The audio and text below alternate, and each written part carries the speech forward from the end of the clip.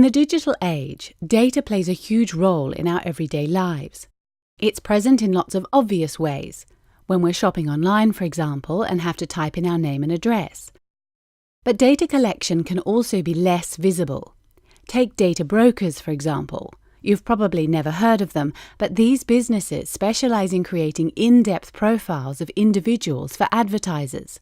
A single profile might draw on up to 1,500 data points. This can include a person's sexuality, browsing history, political affiliation, and even medical records. One US-based data broker, Axiom, claims to have files on 10% of the world's population. It's not just businesses, of course. In 2013, Edward Snowden uncovered a vast regime of mass government surveillance programs, opening a global conversation which is still unfolding today. In this video, we'll take a closer look at this debate, focusing on the related but distinct concepts of privacy and data protection. By the end, you should have a clear idea of how these issues differ and overlap, how both are affected by the digital age, and how you can engage with companies and governments to protect and strengthen these rights. So what are we talking about when we say privacy and data protection? Let's take privacy first. Article 12 of the Universal Declaration of Human Rights treats privacy as a distinct human right. It says that no one shall be subjected to arbitrary interference with his privacy, family, home, or correspondence. Everyone has the right to the protection of the law against such interference or attacks. This is simple enough. Agreeing on what privacy actually means here has proved harder. Depending on the context, it can mean the right to freedom of thought and conscience, the right to be left alone, the right to control one's own body, the right to protect your reputation, the right to a family life, or the right to a sexuality of your own definition. There are other ambiguities. In legal terms, privacy isn't an absolute right. This means it can be restricted for certain reasons, for example, to protect national security or public safety, or if it conflicts with other rights, like the right to free expression. An example could be a public figure invoking privacy to avoid disclosing their financial records. And what about data protection? Contrary to popular belief, it is not the same thing as privacy. Privacy is a broad concept referring to the conditions which enable a basic foundation of human dignity and autonomy. Data protection is more specific. It's concerned with the ways third parties handle the information they hold about us, how it is collected, processed, shared, stored, and used. In other words, privacy is the big picture and data protection is one corner of it. Like privacy, data protection is also subject to limits, for example, when a warrant is obtained allowing law enforcement to access the phone records of a suspect. And while data protection is in some ways more clearly defined than privacy, how it is applied legally can still vary greatly depending on which country you're in. The digital age has created new ways to collect, access, analyze, and use data, often across multiple borders and jurisdictions. Unsurprisingly, this poses challenges for human rights. One challenge relates to the way companies use our data. The Internet's business model depends on people sharing their personal data in exchange for access to content, services, and social media platforms. While you might not pay anything upfront to go on Facebook, they still make money from you by selling your personal information to advertisers. By clicking Agree to Terms of Service, users technically consent to this model. But in practice, virtually no one actually reads them. This is a problem because no one knows what they're really signing up to, which creates opportunities for misuse. Another challenge relates to the collection of personal data by governments. Technological developments now enable governments to monitor our conversations, transactions, and the locations we visit. In some countries, including Russia, Brazil, Australia, and South Korea, companies are legally required to store this data locally for long periods of time, making it easier for governments to get information on their citizens.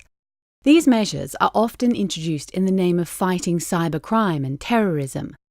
But without adequate protections, this data can easily be abused to target dissidents and activists.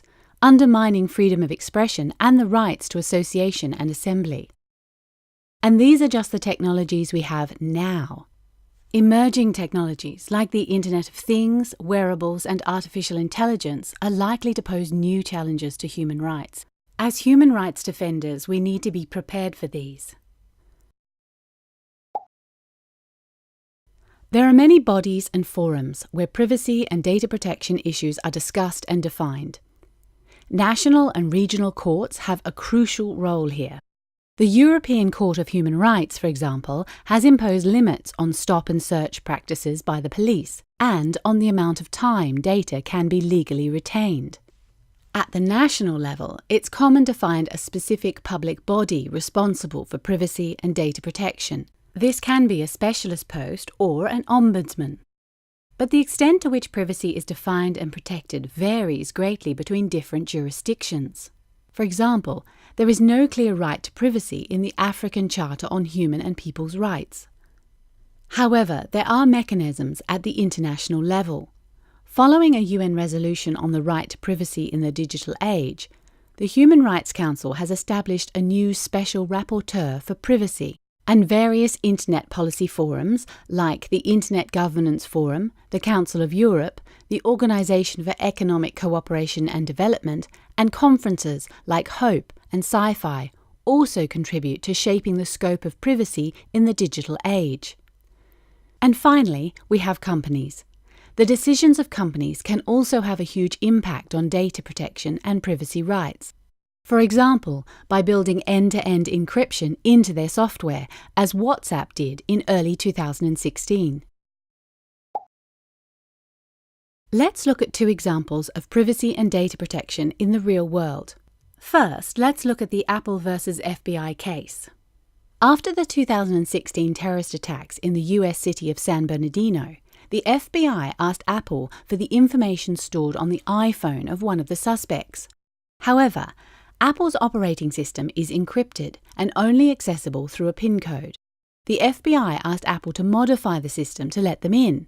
Apple refused, opening a lively debate on the right to privacy versus security needs. The case was almost taken to court, but in the end, the FBI found a vulnerability to crack the phone. In privacy terms, this was a legal setback. If the case had gone to court, it could have helped popularize the risks of weakening encryption for society and establish what constitutes a legitimate limitation on privacy by the state. Next, let's look at surveillance in Kenya. In Kenya, a combination of invasive surveillance measures and a lack of adequate data protection facilitated a crackdown on civil society in 2013, which was documented by Peace Brigades International. Many human rights defenders had their offices raided, computers hacked, and phones tapped by the government. One of the ways human rights defenders have been fighting back is by pushing for the ratification of Kenya's first data protection law, long stalled in Parliament. If implemented properly, this could limit the worst excesses of state surveillance. Kenya is by no means the only country to bring in surveillance legislation justified by security concerns. But this example is a good demonstration of how seemingly abstract restrictions on online privacy can have physical consequences in the offline world.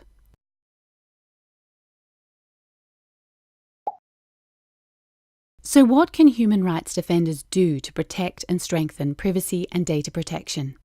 An easy first step is taking digital security measures yourself. This can be as simple as using encryption and anonymity tools and encouraging your friends to do the same. Human rights defenders can also advocate for alternative digital business models, which aren't based on the extraction and sale of data. Economic pressure on the existing model is already growing. For example, over the last few years, the number of users using adblock software globally has exploded. There is evidence that this is already pushing companies to less invasive advertising practices. Engagement in debates at the national and regional level is, of course, crucial. Where privacy protections are weak, human rights defenders need to actively advocate for stronger ones. And even where they are stronger, we need to make sure legislation is keeping up with new technological developments, like the Internet of Things. Ultimately, if we want things to change, Human rights defenders need to make these issues accessible and relatable by being more creative about the way we talk about them. When people see how data protection and privacy affects them on a day-to-day basis, they may be more inclined to engage with these concepts. In the next video, we'll be taking a closer look at freedom of expression, association, and peaceful assembly.